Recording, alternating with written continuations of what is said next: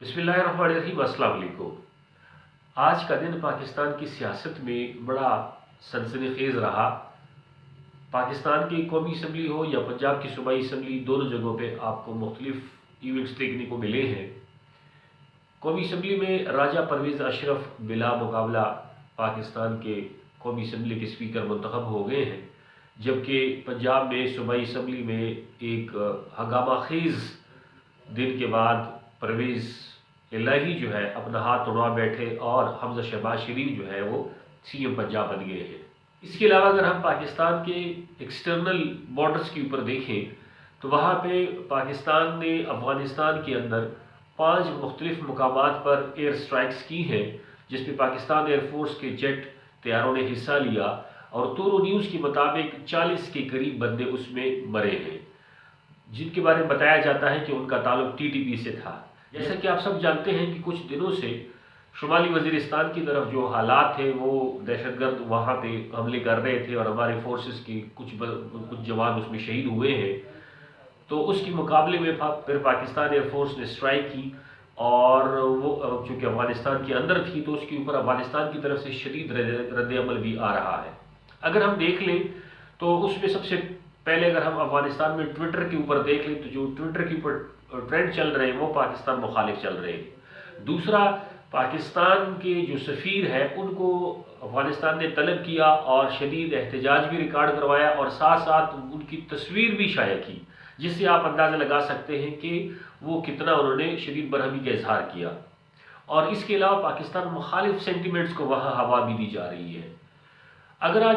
Internal उस पर हम देख लें तो पाकिस्तान में आज का दिन सियासी हवाले से भी बड़ा हंगामा खेज़ है। एक तो इमरान खान कराची में जलसा कर रहे हैं, जो उनके मुखालिफिन हैं वो उसको देख भी रहे हैं और उस जलसे को देखकर फिर वो अपना लाएहमल बनाएंगे। लेकिन अगर हम पाकिस्तान के कुछ और हालात को देख लें कि इसमें पीपल्स पार्टी ने अपने जितने भी बंदे हैं उनको इलेक्शन सिग्नल भी दे दिया और अपने ट्विटर अकाउंट पर उनको कहा भी कि आप अपने अपने दरख्वास्ती भी दे दें और साथ साथ इलेक्शन की तैयारी भी कर लें, जिससे हमें अंदाज़ा हो रहा है कि अगले कुछ महीनों के अंदर पाकिस्तान में इलेक्शन होने जा रहा है। कराची का जो जलसा है इसमें लोगों का जो जोश व खरोश है वो बहुत ज़्यादा है और अब लोग इसको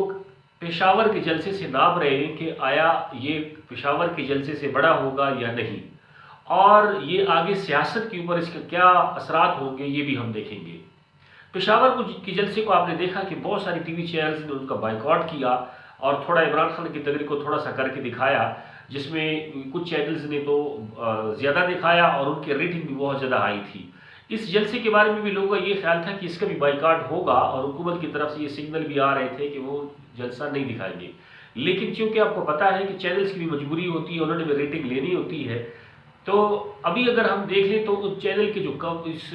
जलसे की जो कवरेज है वो अभी तकरीबन तमाम चैनल्स कर रहे हैं और उनकी मजबूरी भी है, क्योंकि इमरान खान को आप ना तो सियासत से बाहर कर सकते हैं और ना जो है आप ये कर सकते हैं कि जलसा ना दिखाएं, क्योंकि लाखों लोग बराह रास्त उसको देख रहे होते हैं और आप अगर उस वक्त उस चीज़ को नहीं दिखाएंगे तो आप जो है अपने पाँव पे कुल्हाड़ी मारेंगे। इमरान खान पाकिस्तानी सियासत की नब्ज़ के ऊपर ऐसे बैठ गए हैं। आज से तकरीबन महीना पहले लोगों का ये ख्याल था, बल्कि तहरीक इंसाफ की अपने लोगों का ख्याल था कि तकरीबन तहरीक इंसाफ ख़त्म हो गई और 2023 के इलेक्शन में उसका वजूद नहीं होगा। लेकिन जैसे ये जो मामला हुआ और फिर ये जो ख़त का मामला हुआ तो उसके हवाले से तहरीक इंसाफ को इसने नई ज़िंदगी दी। मेरे ख्याल में जो इस वक्त इमरान खान का ग्राफ जो है मकबूलियत का ग्राफ, वो उस अपनी मकबूलियत के ग्राफ की बुलंदी को छू रहा है और ये चीज़ इमरान खान के हद में बेहतर हो गई। जैसे हम कहते हैं ना कि कुब्बे को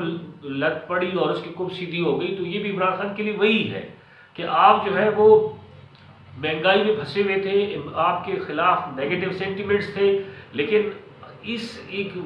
तहरीक ने अदम एतमाद तहरीक जो आपके खिलाफ है उसने आपको नई ज़िंदगी दी। अब मज़ीद इसमें आगे क्या मामलात आएंगे, ये किस करवट ढूंढ बैठेगा, इसके ऊपर हम मज़ीद बात करेंगे। तब तक के लिए अल्लाह हाफ़िज़।